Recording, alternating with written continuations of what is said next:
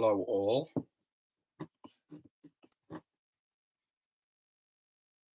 Just waiting for a few people to arrive. Hello to all people watching. Yes, it's going to be a bit of a dark one. We're doing this by candlelight, and of course, I'm in a robe and everything. And I will be reading Stave 1 of A Christmas Carol. Okay, it's an amazing novella by Charles Dickens, and it is just, and I want every excuse to read this. So, there will be voices, so prepare yourself. Let's see if I can even read this. Marley was dead. To begin with, there was no doubt whatever about that. The registrar of his burial was signed by the clergyman, the clerk, the undertaker, and the chief mourner. Scrooge signed it, and Scrooge's name was as good upon. Change for anything he chose to put his mind, old Marley was dead as a doornail. Mind, I don't mean to say that I know of any knowledge why there is particularly dead about a doornail. I might have been inclined myself to regard a coffin nail as the deadest piece of ironmongery in the trade. But the wisdom of one ancestors is as smart is in the simile of my unhallowed hands, and shall not disturb it in the countries done for. You will therefore persist me to repeat emphatically that Marley was as dead as a doornail.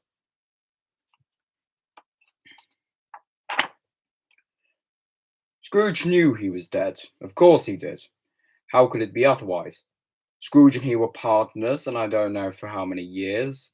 Scrooge was the sole executor, the sole administrator, his sole assign, his sole residuary legislate. His sole friend and sole mourner. And even Scrooge was not so dreadfully cut upon the sad event, and that even Scrooge was not so dreadfully cut up by the sad event. Excellent man of business on the very day of his funeral, and solemned it with undoubtless bargain. The mention of Marley's funeral brings me back to the point I started from. There was no doubt that Marley was dead, and I must be distinctly understood, or nothing wonderful can come from the story I am about to relate. If we are not imperfectly convinced that Hamlet's father died,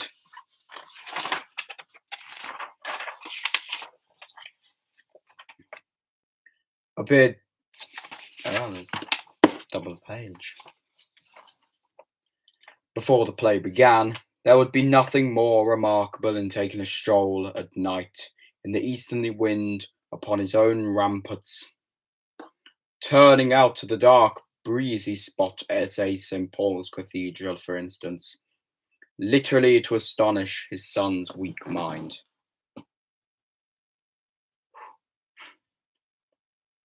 Scrooge never painted out old Marley's name.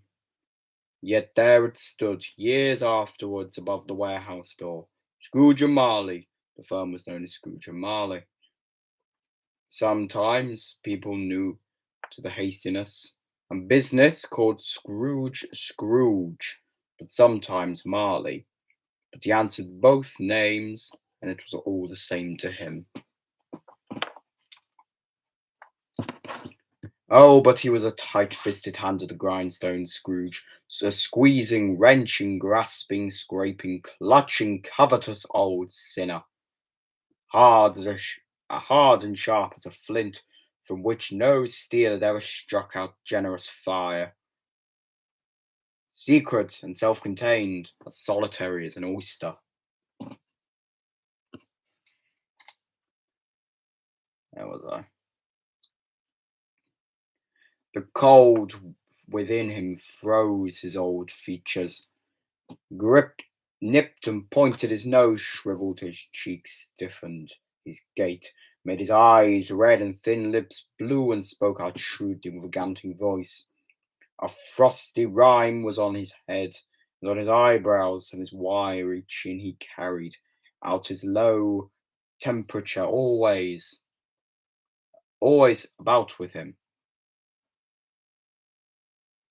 His iced he iced his office in the dog days and did not thaw it 1 degree at Christmas. External heat and cold had little interference with Scrooge.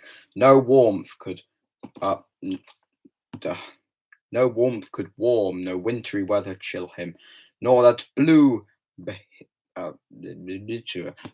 the candlelight is it's a really nice aesthetic thing, but really horrible for reading. I'm really straining my eyes here. The heaviest rain and snow and hail and sleet could boast over the advantage of him in one retrospect. They often came down handsomely, and Scrooge never did.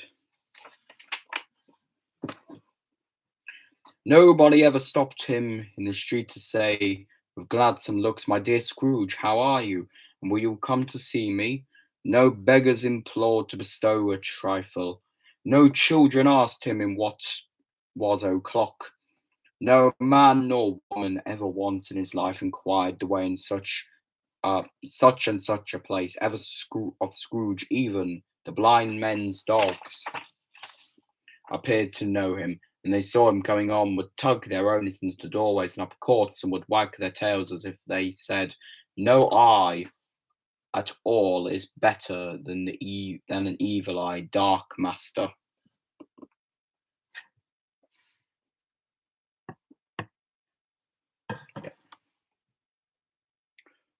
But what did Scrooge care? It was the very thing he liked, to edge his way along crowded paths of life. Human sympathy keep his distance, and it was the knowing ones called nuts to Scrooge. Once upon a time, of all the good days of the year, on Christmas Eve, old Scrooge sat busy in the counting house. It was cold, bleak, biting weather, foggy withal, and would and he could hear the people in the court outside go wheezing up and down, beating their hands on their breasts and clamping their feet upon the pavement stones to warn them. The city clocks had only just gone 3, and it was quite dark already. It had not been light all day, and candles were flaring at the windows of neighbouring offices. Like ruddy smears upon the palpable brown air, the fog came pouring in at every chink and keyhole, and it was so dense without and all that the narrow streets and houses opposite were mere phantoms to see the dingy cloud come drooping down, obscuring everything. One might have thought that nature lived hard by and was brewing on a large scale. The door of Scrooge's counting house was open, and he might keep his eye upon the clerk, who, in a dismal little cell beyond a sort of tank, was copying letters. Scrooge had a very small fire, but the clerk's fire was so very much smaller than it looked like one coal. But he couldn't replenish it, for Scrooge kept the coal box in his own room, and was surely the clerk came in with surely as the clerk came in with a shovel, the master predicted that it would be necessary for them to part. Wherefore the clerk put on his white comforter and tried to warm himself by the candle, in which efforts, not being a man of strong imagination, he failed.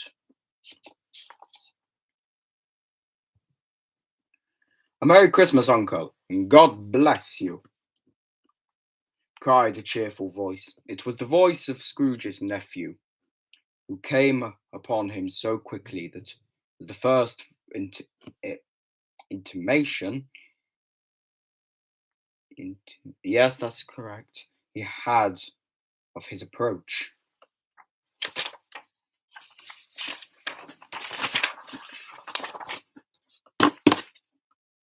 "Bah!" said Scrooge. "Humbug!" He had so heated himself with rapid walking in the fog and frost, this nephew of Scrooge's, that he called in a glow. His face was ruddy and handsome, his eyes sparkled, and his breath smoked again. "Christmas a humbug, uncle!" said Scrooge's nephew. You don't mean that, I am sure. I do, said Scrooge. Merry Christmas, and what right have you to be merry? What reason have you to be merry? You're poor enough. Come then, returned the nephew gaily. What right have you to be dismal? What reason have you to be morose? You're rich enough. Bah! Scrooge, having no better answer, on ready spur of the moment, said bah again, and followed it up with humbug. Don't be cross, uncle, said the nephew. What else can I be? Returned the uncle. When I live in a world of such fools as this, Merry Christmas, out upon Merry Christmas. What's Christmas time to you but a time for paying bills without money, a time for finding yourself a year older and not an hour richer, a time for balancing your books and having every item in M through a round dozen of months presented dead against you, and if I had my work, my will, said Scrooge indiligently. Every idiot who goes about with Merry Christmas on his lips shall be boiled in his own pudding and buried with a stake of holly through his heart. He should. Uncle, said the nephew. Nephew, returned the uncle sternly. Keep Christmas in your own way, and let me keep it in mine. Keep it, said Scrooge's nephew, but you don't keep it. Let me leave it alone, then, said Scrooge. Much good may it do you, much good has it ever done anyone. There is many things from which I have not derived good, by which I have not profited, I dare say, returned the nephew. Christmas being among the rest. I am sure I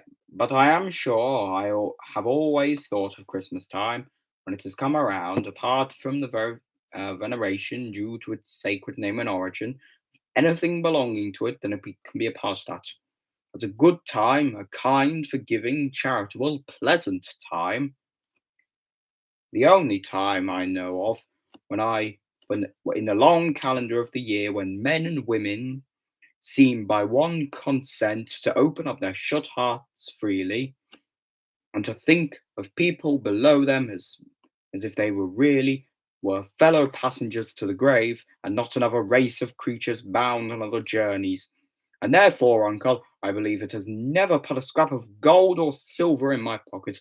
I believe that it has done me good and will do me good, and I say God bless it. The clerk in the tank involuntarily applauded, becoming immediately sensible in the impropriety. He poked the fire and extinguished the last frail spark forever. Let me hear another word out of you, said Scrooge, and I'll keep your Christmas by losing your situation. You're quite a powerful speaker, sir, he added, turning to his nephew. It's a wonder you didn't go into Parliament.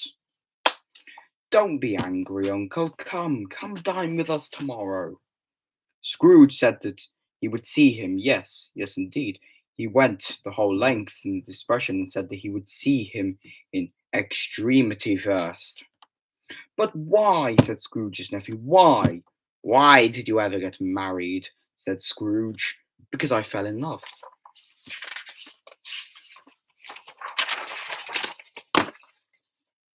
Because you fell in love, growled Scrooge. As if it were the only one thing in the world more ridiculous than Merry Christmas. Good afternoon. Nay, uncle, but why never came to see me before that happened? Why give it as a reason for not coming now? Good afternoon, said Scrooge. I want nothing from you. I want nothing of you. Why can't we be friends? Good afternoon, said Scrooge. I'm sorry. With all my heart, I find you to be resolute.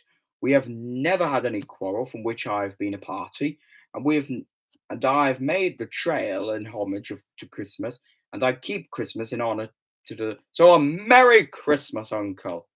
Good afternoon, and a merry Happy New Year. Good afternoon, shouted Scrooge. His nephew left the room without an angry word, notwithstanding he stopped at the outer door to bestow his greetings of the season to the clerk, who, cold as he was warmer than Scrooge, for he returned cordially. "There's another fellow," muttered Scrooge, who overheard him. "My luck! With 15 shillings a week and a wife and family talking about Merry Christmas, I'll retire to Bedlam." But this lunatic, in letting Scrooge's nephew out, had let 2 other people in. They were portly gentlemen, pleasant to behold, and now stood with their hats off in Scrooge's office. They had books and papers in their hands and bowed to him. "Scrooge and Marley's, I believe," said one of the gentlemen, referring to the list. "I have the pleasure of Mr. Scrooge or Mr. Marley." "Mr. Marley has been dead these 7 years," Scrooge replied. "He died 7 years ago this very night." "We have no doubt that his liberality was well represented by his surviving partner," said the gentleman, presenting his credentials. It certainly was, for, as they 2 kindred spirits, at the ominous word liberality. "Liberality?" Scrooge frowned, and he shook his head and handed the credentials back. "At this festive season of year, Mr. Scrooge," said the gentleman, taking up a pen, "it is more than usually desirable that we should make some slight provisions for the poor and destitute, who suffer greatly in the present time. Many thousands are in want of common necessaries. Hundreds of thousands are in want of common comforts, sir." "Are there no prisons?" asked Scrooge. "Plenty of prisons," said the gentleman, laying down the pen again. "And the Union workhouses, are they still in operation?"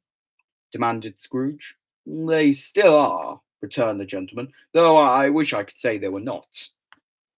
The treadmill in full operation, and the poor law in full vigour." "Then," said Scrooge, "both are very busy, sir."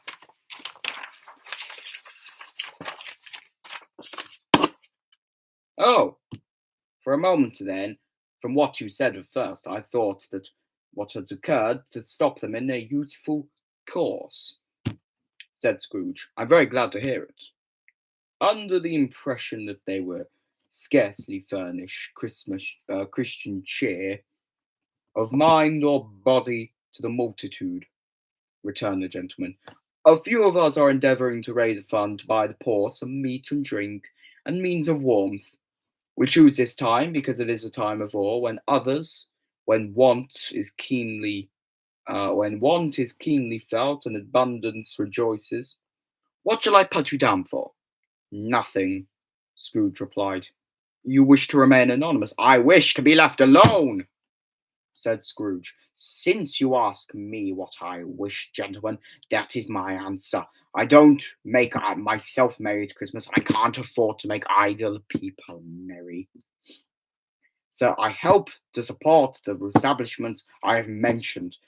They cost enough, and those are badly off must go there.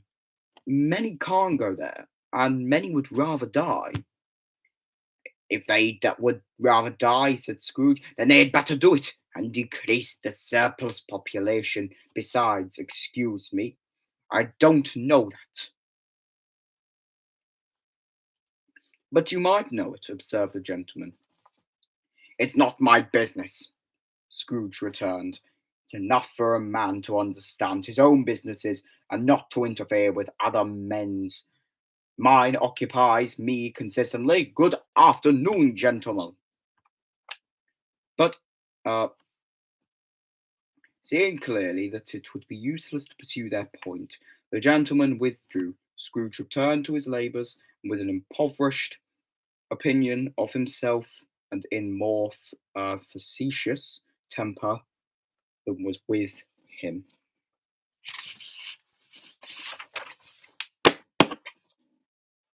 Meanwhile, the fog and darkness thickened so and the people ran about with flaring links, offering their services and the horses' carriages to conduct them on their way.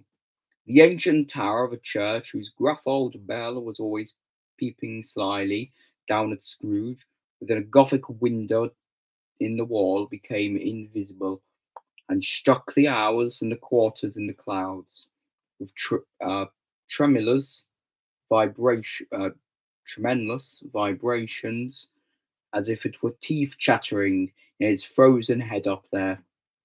The cold became intense. In the main street round the corner of the court, some labourers were repairing the gas pipers, and had lighted a great fire in brazier, round which a party of ragged men and boys were gathered, warming their hands and winking their eyes before the blaze in rapture, the water plug being left in solitude, its overflowing sullenly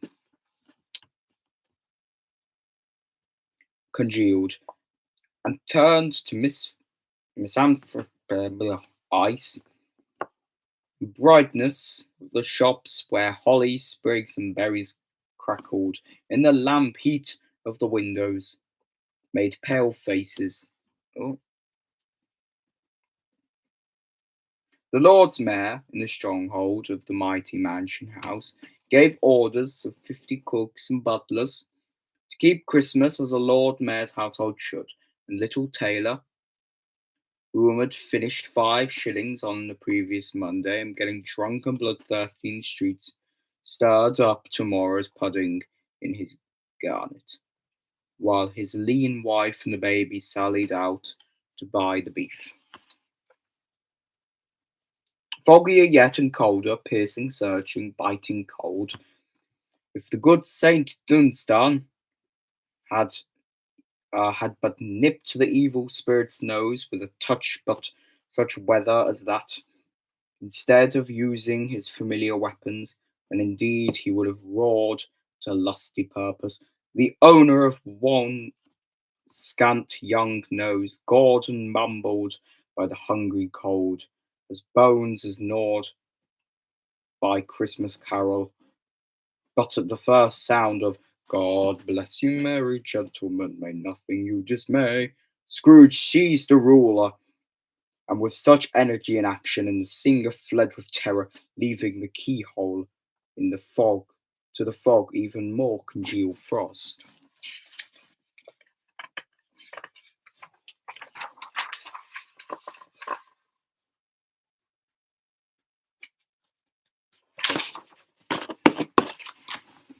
Oh.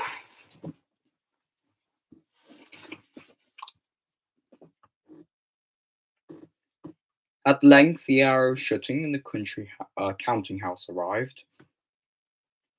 With ill will, Scrooge dismounted from his stool and tactfully admitted the fact to the expectant clerk in the tank, who insistently snuffed his candle out and put on his hat. "You want all day tomorrow, I suppose," said Scrooge. "If quite convenient, sir." "It's not convenient," said Scrooge, "and it's not fair. If I was to stop, if I was to stop half a crown for it, you'd think yourself ill-used, I'll be bound." The clerk smiled faintly. "And yet," said Scrooge, "you don't think me ill-used when I pay the day's wages for no work." The clerk observed that it was only once a year. "A poor excuse for picking a man's pocket every 25th of December," said Scrooge, buttoning his greatcoat to the chin. "But I suppose you must have the whole day, but be here all of the earlier the next." The clerk promised that he would, and Scrooge walked out with a growl. The office was closed in a twinkling, and the clerk, with the long ends of a white comforter dangling below his waist, he boasted no great coat, went down the slide on Cornhill, and at the end of the lane of boys 20 times, in honour of it being Christmas Eve, and then ran home to Camden Town as hard as he could pelt, today to play at blind man's buff. Scrooge took his melancholy dinner and had usual melancholy tavern, and having read all the newspapers and beguiled the rest of the evening with his banker's book, went home to bed. He lived in chambers which had once belonged to his deceased partner. They were a gloomy suite of rooms in a lowering pile of building up yard where it had so little business to be that one could scarcely keep fancying it must have run there when it was a young house, playing at hide and seek with other houses, and had forgotten the way out again. It was old enough now, and dreary enough, for nobody lived in it but Scrooge, the other rooms being all let out as offices. The yard was so dark that even Scrooge, who knew its every stone, was fain to grope at his hands. The fog and frost so hung about the black old gateway of the house, that it seemed at first the genius of the weather sat in mournful meditation on the threshold. Now, it is a fact that it was nothing all of peculiar about the knocker on the door, except that it was very large. It also, in fact, that Scrooge had seen it night and morning during the whole residence in that place. Also, Scrooge had a little of what is called a fancy about him, as any man in the city of London, even including, which is a bold word, the corporation, alderman, and livery. Let it be also borne into mind that Scrooge had not bestowed one thought on Marley since his last mention of his 7 years dead partner that afternoon.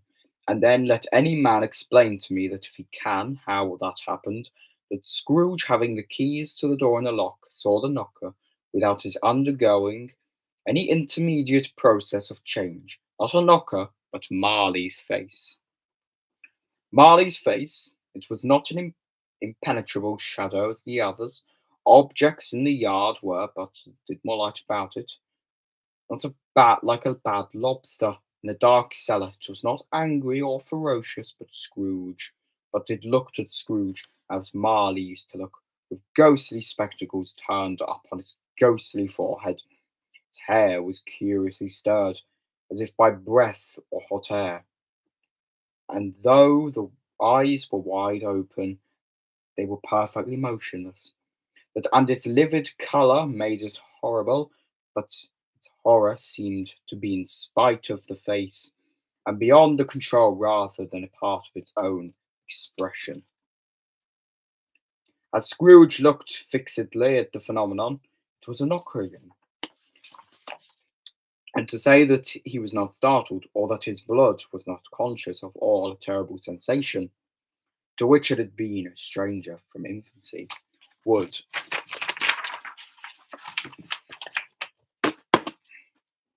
be untrue. Not much left. But he put his hand upon the key he had relinquished, turned it sturdily, walked in, and lighted his candle. He did pause with a moment's irresolution before he shut the door, and he did look cautiously behind it first, as if he half expected to be terrified with a new side of Marley's pigtail picking out into the hall. But there was nothing on the back of the door except the screws and nuts that held the knocker on, and he said "Pooh, pooh," and closed it with a bang.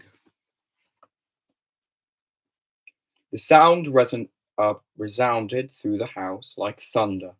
Every room above and every uh, cask in the wine merchant's cellar below appeared to have a separate peal of echoes of its own. Scrooge was not a man to be frightened by echoes. He fastened the door and walked across the hall and up the stairs slowly, too, trimming the candle as he went.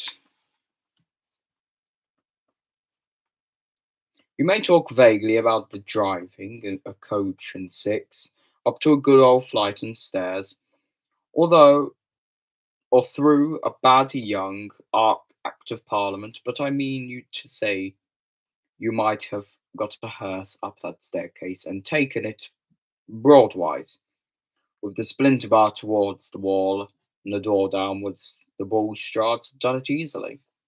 There were plenty of width for what the room to spare, which is perhaps the reason why Scrooge thought he saw a locomotive hearse going on before him in the gloom. Half a dozen gas lamps out on the street wouldn't have lighted the entry too well, so you may suppose it was pretty dark with Scrooge's dip.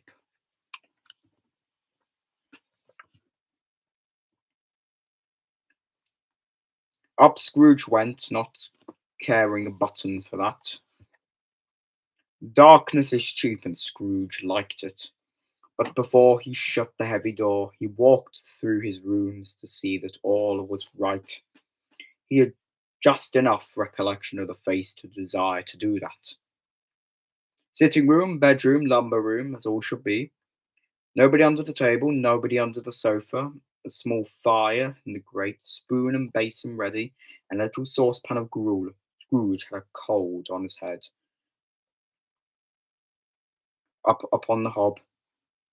Nobody under the bed, nobody in the closet, nobody in the dressing gown, which was hanging up in a suspicious attitude against the wall. Lumber room as usual. Old fire guards, old shoes, two fish baskets, washing stand upon three legs, and a poker.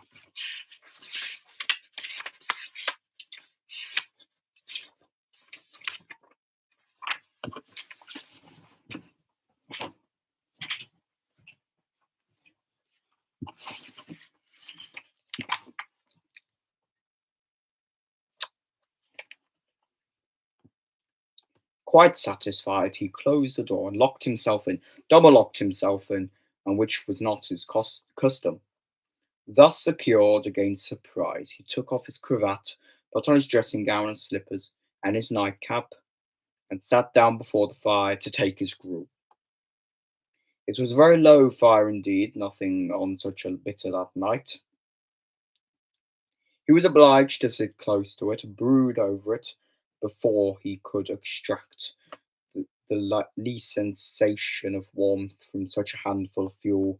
The fireplace was an old one, built by some Dutch merchant long ago and paved all round with quaint Dutch tiles, designed to illustrate scriptures. There were Cains and Abels, Pharaoh's daughters, queens of Sheba, angelic messengers descending through the air on clouds light as feather beds, Abraham's, Belshazzar's, apostles putting out the sea in butter boats, hundreds of figures to attract his thoughts, and yet that face of Marley, 7 years dead, came like an ancient prophet's rod, and swallowed the whole, if each smooth tile had been a blank at first, fragments of his thought.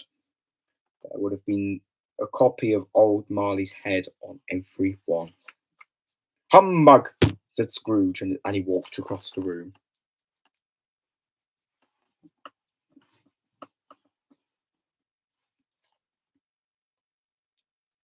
After several turns, he sat down and he threw himself back in a chair. His glance happened upon the rest of the bell, upon a bell, a disused bell that hung in the room, and communicated with some purpose now forgotten with the chamber of high story of the building. It was with great astonishment and with strange, inexplicable dread that as he looked, he saw the bell begin to swing. It swung so softly in the outset that it scarcely made a sound, but soon rang out loudly, and did every bell in the house. This might have lasted half a minute or a minute, but it seemed an hour. The bells ceased as they had begun. Together they were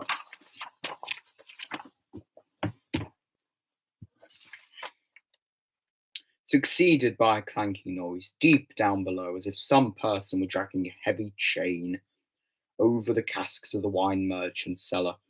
Scrooge then remembered to have heard a ghost in the haunted house were described as dragging chains. The cellar door flew open with a booming sound, and then he heard the noise much louder, and the floors below. then coming up the stairs, then coming straight towards his door. "It's a humbug still," said Scrooge. "I won't believe it." His colour changed, though, when, without a pause, it came through the heavy door and passed into the room before his eyes. Upon its coming, a dying flame leaped up, as though it cried, "I know him! Marley's a ghost!" and fell again.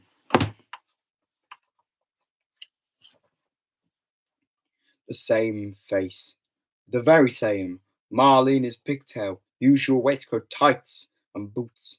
The tassels upon latter bristling in his like his pigtail, and his coat skirts, and his hair upon his head. The chain he drew was grasped around his middle. It was long.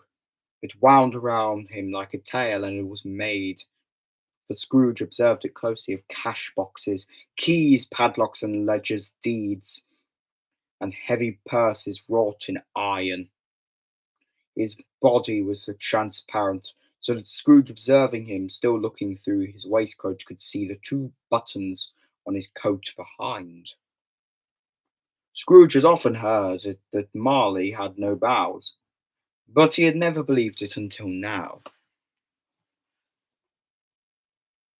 No, nor did he believe it even now, though he looked the phantom through and through.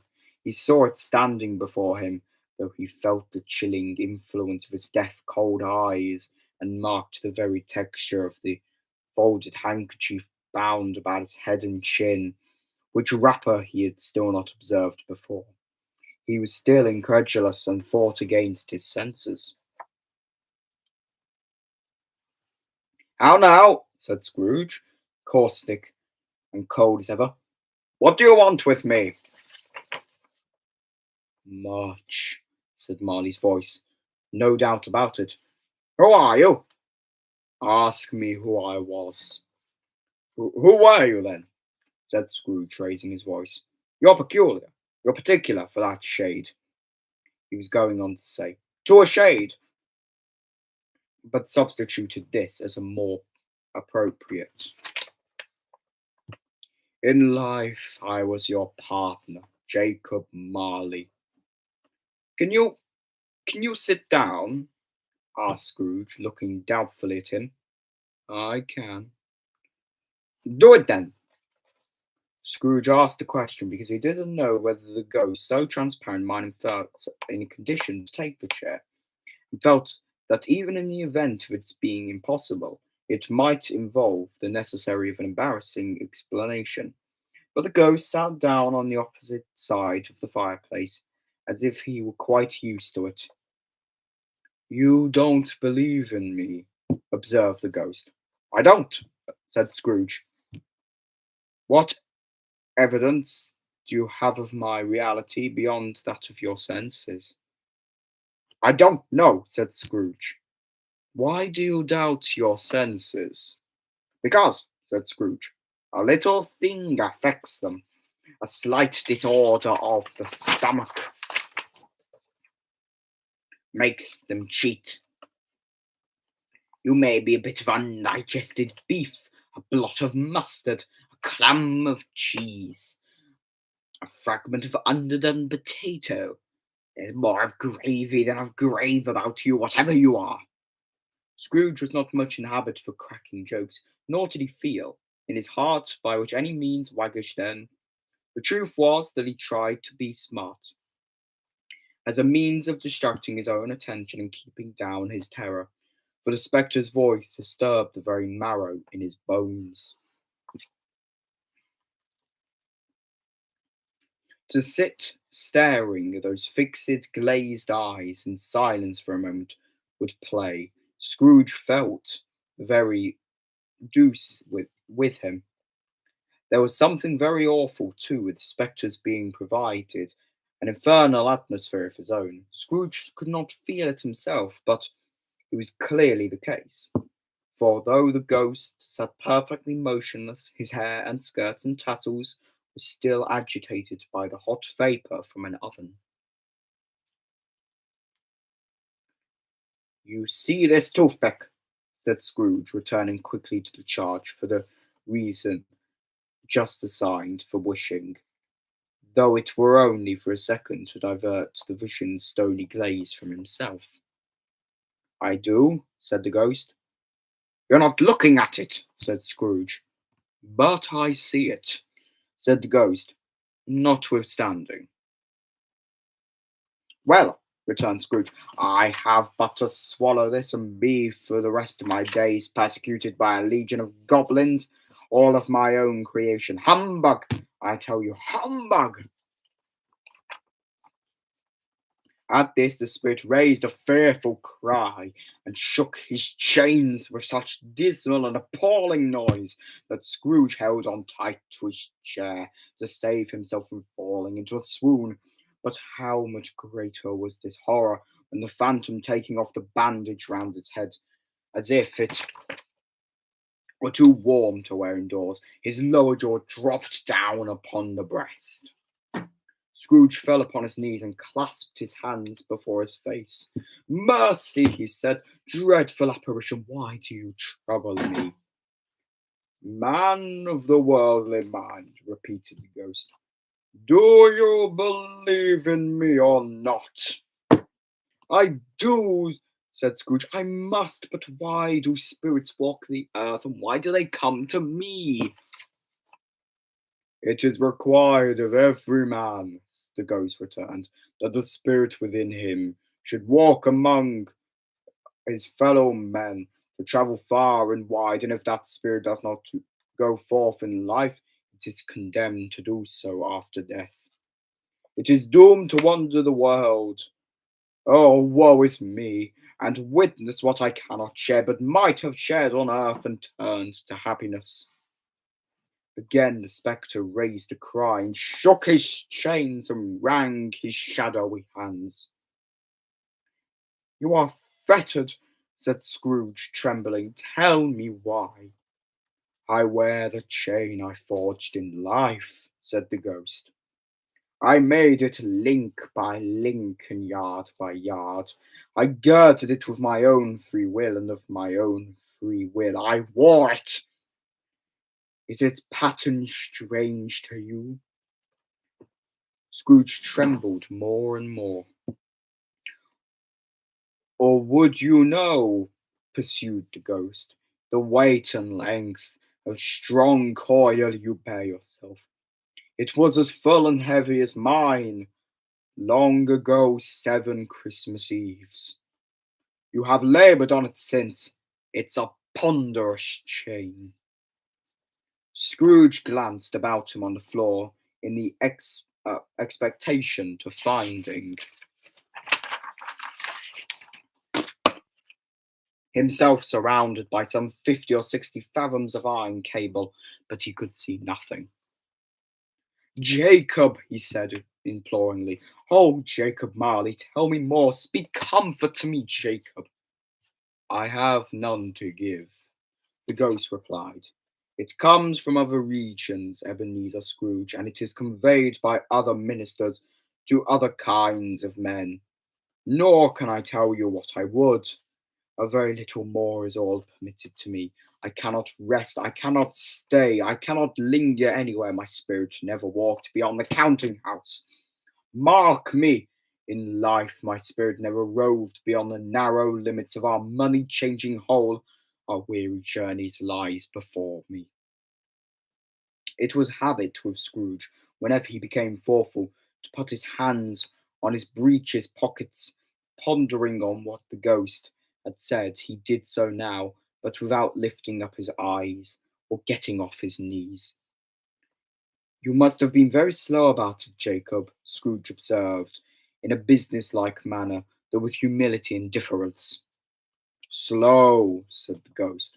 7 years dead, amused Scrooge, and travelling all the time. The whole time, said the ghost.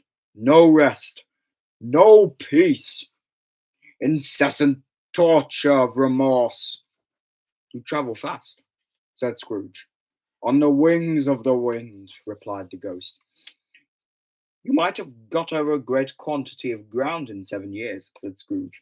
The ghost, on hearing this, set up another cry and clanged his chain so hideously that the dread silence of the night and the ward would have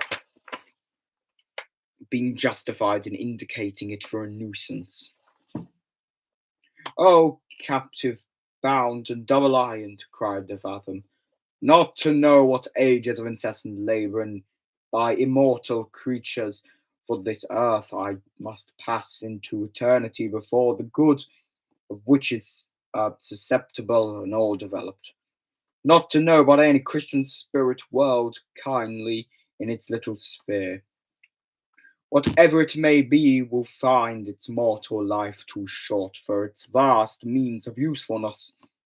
Not to not to know that no space of regret can make amends for one's life, opportunity misused.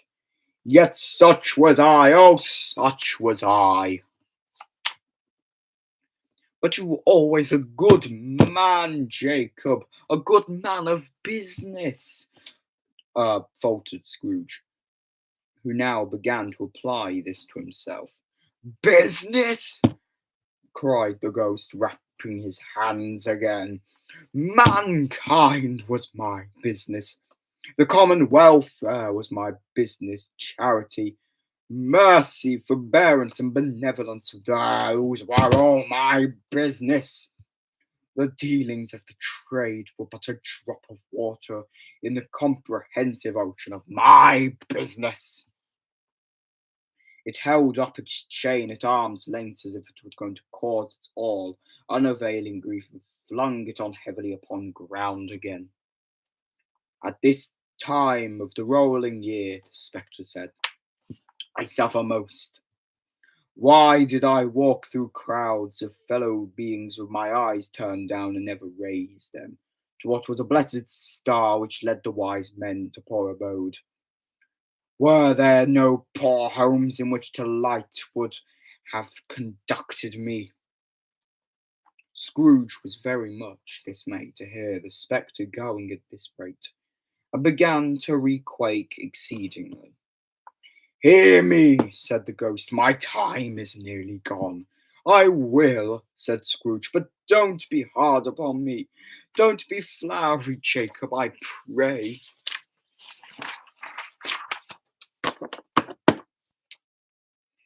How it is that I appear before you in a shape that you see, I may not tell, and I have sat invisible beside you for you many and many a day. It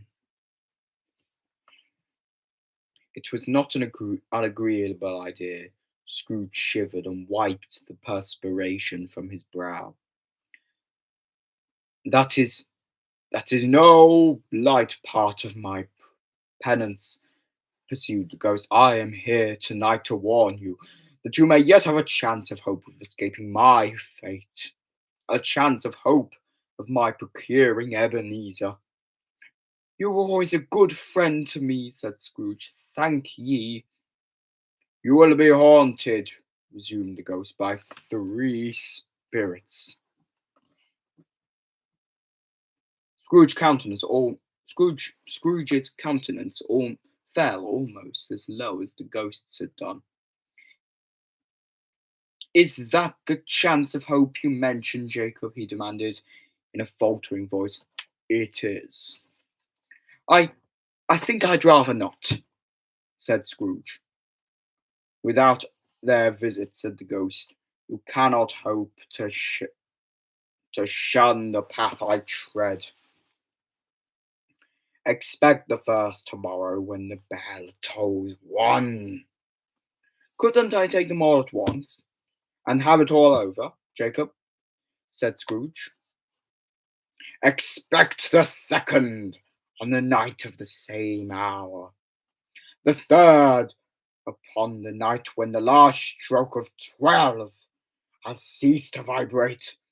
Look and see me no more, and look that in your own sake you remember what has passed between us. When it had been said these words, the spectre took its wrapper from the table and bound it round his head, as there before Scrooge knew this by the smart sound of its teeth made when the jaws were brought together by the bandage. He ventured to raise his eyes again and found the supernatural visitor confronting him by an erect attitude, with its chain wound over and about its arm. The apparition walked backwards from him, and at every step it took, the window raised itself a little so that when the spectre reached it, it was wide open. It beckoned Scrooge to approach, and which he did. When they were within 2 paces of each other, Marley's ghost held up its hand, warning him to come nearer. Scrooge stopped, not so much in obedience as in surprise and fear, for on the raising of the hand he became sensible and confused noises of air, incoherent sounds of lamentation and regret, wailings inexplicably sorrow and self-accusatory. The spectre, after listening for a moment, joined in the mournful dirge and floated out upon the bleak, dark night. Scrooge followed to the window, desperate in his curiosity. He looked out. The air was filled with phantoms, wandering hither and thither, in restless haste and moaning as they went. Every one of them wore chains like Marley's ghost. Some few, though they might be guilty governments, were linked together, none were free. Many had been personally known to Scrooge in their life, and had been quite familiar with one old ghost, in a white waistcoat with a monstrous iron safe attached to his ankle, who cried piteously at being unable to assist a wretched woman with an infant, whom it saw below, upon a doorstep. The misery with them all was clearly that they sought to interfere for good in human matters, and had lost power forever.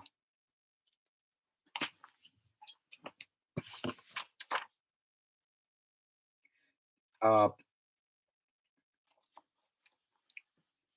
Whether these creatures faded into mist or mist enshrouded them, he could not tell. But they and their spirit voices faded together, and the night became as it had been when he walked home. Scrooge closed the window, examined the door by which the ghost had entered. It was double locked, and he had locked it with his own hands, and the bolts were undisturbed. He tried to say "humbug," but stopped at the first syllable, and being from the emotion he had undergone all the fatigues of the day, or his glimpse of the invisible world, or the dull conversations of the ghost, or the lateness of the hour, much in need of response, went straight to bed without undressing, and fell asleep upon the instant. And that was the first verse of A Christmas Carol. Well, they're sort of staves because it's meant to be a Christmas carol, staves instead of verses, chapters. Yeah, I hope you enjoyed that. If you wish to candle closer to me so you can actually see my face. If you wish to read further of my own pieces, there will be links in the description to Medium. And if you would like to support the channel, please do head on over to Buy Me a Coffee and buy me a coffee. So that's all I have to say at this moment. So I wish you a good evening and goodbye.